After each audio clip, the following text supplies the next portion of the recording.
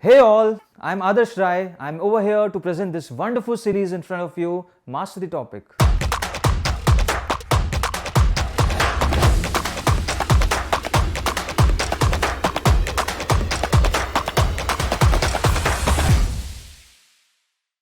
So here we are again with this very interesting and very easy question to you people. When will I overtake the racer car? The question seems pretty easy, right? But the answer to it, is it tough? Is it simple? We'll look into it soon. But before that, first let's look into what topics we'll be covering in this lecture. So we'll be talking about the condition of overtaking in uniform motion. We'll be covering the same condition when the motion is not uniform, it is non-uniform in nature. Then we'll be talking about the frame of references, whether I am sitting from a frame which is static in condition or from a frame which is in motion. We'll be looking into that as well. Then we'll be talking about relative motion in one dimension. Then at the end we'll be using some equations of motion to finally derive at the final result, that is whether I will overtake the racer car or not. So for that, now let's begin our answering and let's bring two cars into action. So here is car B and here is car A. So if I ask you people a very simple question, what will be the condition that car A overtakes car B? Will it be able to do that? So answer amongst you must be very simple, that okay, if car A has a speed more than car B, then it will definitely overtake car B.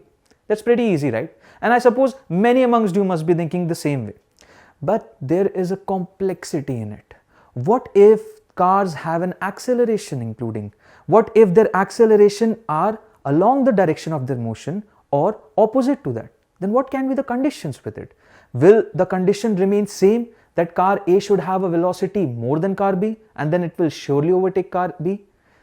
That's not the case. We'll have to take them case by case. We'll have to consider their velocities, we'll have to consider their accelerations, and then finally come to a result that what can be the conditions that car A overtakes car B. So for a start, let's begin with a very simple case. So we have car A and car B, and it is given to us that both the cars are performing uniform motion.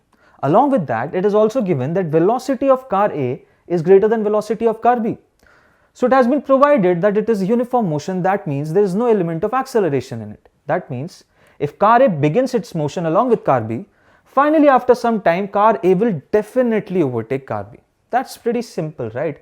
Now let us look towards the second case. So the second case is also very simple. We have considered uniform motion, there is no element of acceleration in it, and it is also stated that velocity of A is lesser than velocity of B. And I guess many of you must have been knowing till now that car A will never ever overtake car B. Okay, now let's bring an element of acceleration into it. Let's impart acceleration to both the cars, and for an initial case, let's impart the acceleration such that both the cars have an acceleration in forward direction. So if velocity of car A is forward direction, so its acceleration is also in forward direction, and similarly velocity and acceleration of B are in forward direction. So what can be the final result over there? The final result will be that after some time car A will definitely overtake car B, and that too with a faster rate of motion. Okay, because now it has an acceleration, and the acceleration is also pushing the velocity in forward direction. It is increasing its rate of change. So this way we can finally come to a conclusion that car A will overtake car B, and that too at a faster pace. Now let's alter some changes in the direction of acceleration. Now let's do one thing. Let's consider both the accelerations to be in opposite direction. So now the velocities were in forward direction, but the acceleration are in backward direction now. So B will have an acceleration opposite to that of velocity, and similarly A will have an acceleration which will be opposite to that of velocity. So in this particular case, two sub cases are possible. There can be a possibility that A is able to overtake car B, and there can also be a possibility that A is not able to overtake car B, and instead the distance between both the cars is increasing with every time which passes by. So there can be two possibilities over here, right? There can be a case where it overtakes, there can be a case where it doesn't. Okay, fine. Now let's alter some other directions into the acceleration as well. So what I'm going to do now is I'm going to place acceleration of A in backward direction and I'm going to place acceleration of B in forward direction. And if I'm doing such a thing, then here also two possibilities are possible, two cases, two sub cases are possible. There can be a case where car A easily overtakes car B, and there can also be a case when car A is not able to overtake car B. Right, so till now we have studied 5 cases and still we are not sure about whether what is the condition that car A overtakes car B. Now let's take a look towards case 6 as well. So case 6 says that VA is greater than VB and also acceleration of A is greater than acceleration of B, and acceleration of A in this case in forward direction and acceleration of B is in backward direction. In such a scenario, there can be a possibility of only one case wherein car A will overtake car B. Okay, its velocity was already lesser than that, and its velocity is now decreasing also because acceleration is acting in backward direction. So as a result, after some time, A will easily overtake car B. So till now what I have done is, just take a look at it. I have just considered the cases where VA is greater than VB. And also I have considered the cases when only acceleration of A is greater than acceleration of B. Just imagine, what if velocity of A is less than velocity of B, or else acceleration of A is less than acceleration of B. So till now I suppose all amongst you people must be knowing that there can be so many cases possible. And to just give you a glimpse about it, so these many cases will be possible when velocity of A is greater than velocity of B, and these many cases will be possible when velocity of A is lesser than velocity of B.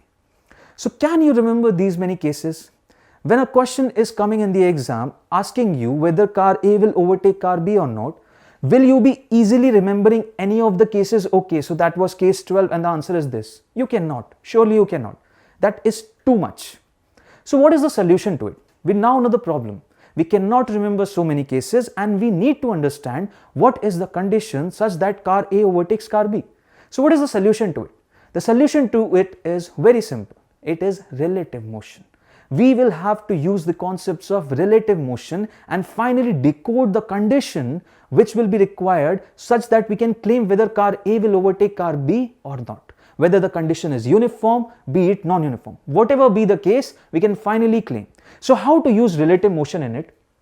So for that, what I want you people to understand is, first let's look at the case that car A is overtaking car B. Okay, and we are observing both these things from the ground. Okay, so we are standing somewhere on ground and both the cars are moving in forward direction, and let's say car A has easily overtaken car B.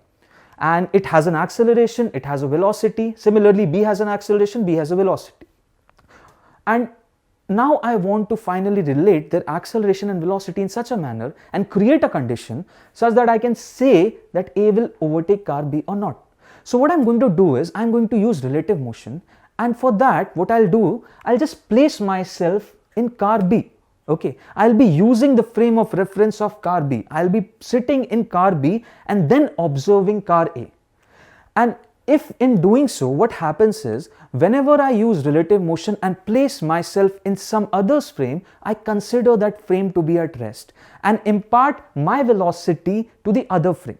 Okay, and how I do so, I'll be just telling you people. Okay, so what I'll be doing now is, will be observing things from car B. So I'll be sitting in car B, and for me now, if car A has overtaken myself, that is car B, then its motion will look somewhat like this. Right. So what can you say about its velocity? What can now you say about its acceleration? So its acceleration and velocity will be pretty simple. Its acceleration can be written as acceleration of A with respect to B, and that I can clearly state acceleration of A minus acceleration of B, that also with a vector notation. Similarly, I can state about its velocity as well. So velocity of A with respect to B can be written as velocity of A minus a velocity of B. And just for you people, this velocity is nothing, it is the initial velocity. So now what I'm going to do? What I'm going to do is, as I told you, I am sitting in car B. I am placing myself in car B, and for me now, car A is in motion.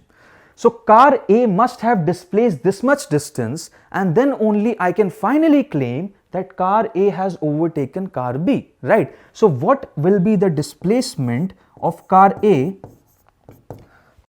for me to finally say that car A has overtaken car B? So its displacement is pretty easy. It should be equivalent to the value of this distance, and that turns out to be d. So what I'm going to do now is I'm going to use equation of motion. And which equation of motion? I'm going to use S is equal to ut plus half at square. I'm going to use this equation of motion, just placing the values of d over here, initial velocity over here and acceleration over here, and what I want from this equation is I want the value of time.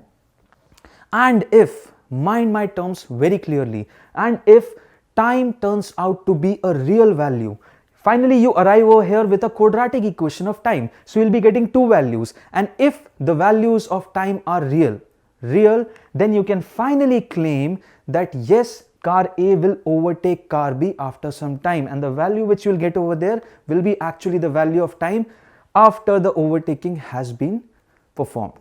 So this is basically how you can finally claim that whether car A will overtake car B or not. So now I suppose whether somebody asks you people what will be the condition of car A to overtake car B, you can easily understand the case and finally give them the answer.